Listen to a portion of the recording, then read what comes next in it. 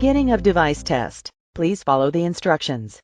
If emergency defibrillation is required, open the lid immediately to turn on the device. Auto test is being performed. Please wait a moment.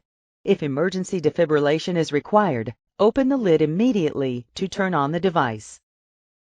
Please open the lid and perform control test. Please press the shock button. Please adjust the adult-child mode switch. First, set to child mode, then back to adult mode. Please press the language button. Test completed. Device OK.